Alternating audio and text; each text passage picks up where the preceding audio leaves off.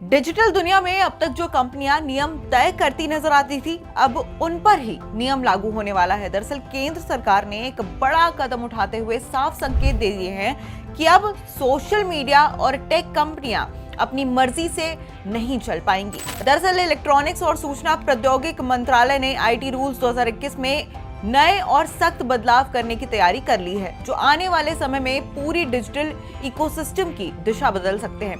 अब सवाल यह है कि आखिर ये बदलाव है क्या और इसका असर आप पर कैसे पड़ेगा। सब जानकारी आपको देंगे, आप वीडियो के अंत तक बने रहिएगा। दरअसल ये नए सिस्टम खास तौर पर इंटरमीडियरी यानी कि बिचौलिए प्लेटफॉर्म्स के लिए बनाए गए हैं। आसान भाषा में समझे तो जहां आप कुछ पोस्ट करते हो और वो दूसरों तक पहुंचता हो, वो सब इंटरमीडियरी के दायरे में आता है। जैसे WhatsApp, Telegram, Facebook, Instagram, x, YouTube, Google, Amazon, Flipkart और यहाँ तक कि नेटफ्लिक्स, प्राइम जैसे प्लेटफॉर्म भी। यानी आप इंटरनेट पर जहाँ भी एक्टिव हैं, लगभग सब इस नियम के अंदर आएंगे। अब सबसे बड़ा बदलाव डेटा को लेकर किया जा रहा है। सरकार ने साफ कर दिया है कि अब यूजर डेटा को लेकर किसी तरह की लापरवाही नहीं चलेगी। पहले नियम थोड़े ढीले और अस्पष्ट थे, लेकिन अब कंपनियों के लिए ये अनिवार्य कर दिया गया है कि वो डेटा को सुरक्षित रखे और तय समय तक संभाल कर रखे।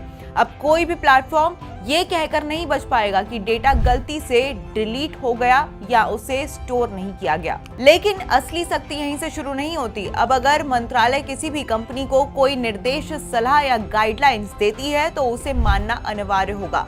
पहले कंपनियां इससे एडवाइजरी कहकर टाल देती थी, लेकिन अब ऐसा नहीं होगा। हर आदेश लिखित में होगा, उसका कानूनी आधार बताया जाएगा और ये भी स्पष्ट होगा कि वो किस पर लागू है। इसका सबसे बड़ा असर सेफ हार्बर नियम पर पड़ेगा। अभी तक कंपनियां ये कहकर बच जाती थी कि यूजर ने जो पोस्ट किया है उसकी जिम्मेदारी हमारी नहीं है, लेकिन अब अगर उन्होंने सरकार के निर्देश नहीं माने तो आईटी एक्ट की धारा 79 के तहत मिलने वाली ये सुरक्षा खत्म हो सकती है। यानी अब प्लेटफॉर्म्स को कंटेंट की जिम्मेदारी भी उठानी पड़ेगी। इसी के साथ एक और बड़ा बदलाव न्यूज और करंट अफेयर कंटेंट को लेकर भी किया गया है। अब ये नियम सिर्फ न्यूज चैनल या फिर वेबसाइट तक सीमित नहीं रहेगा, बल्कि सोशल मीडिया पर शेयर होने वाली खबरों पर भी लागू होगा। यानी अगर कोई यूजर व्हाट्सएप पर कोई खबर फॉरवर्ड करता है या फेसबुक पर कोई पोस्ट शेयर करता है तो उस प्लेटफॉर्म की जिम्मेदारी भी तय होगी।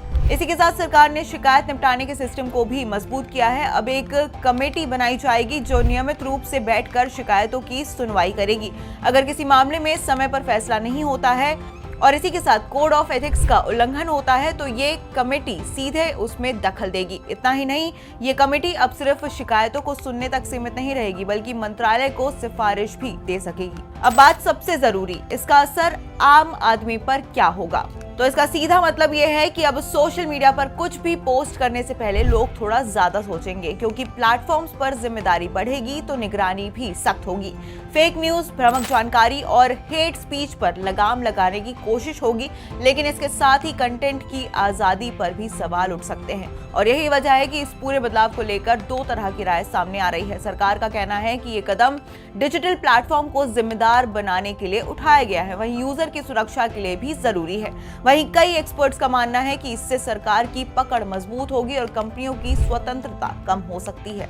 मेटा, गूगल और एक्स जैसी बड़ी टेक कंपनियों के लिए ये सिर्फ एक नया नियम नहीं, बल्कि एक बड़ी चुनौती है, खासकर भारत जैसे बड़े और तेजी से बढ़ते डिजिटल बाजार में।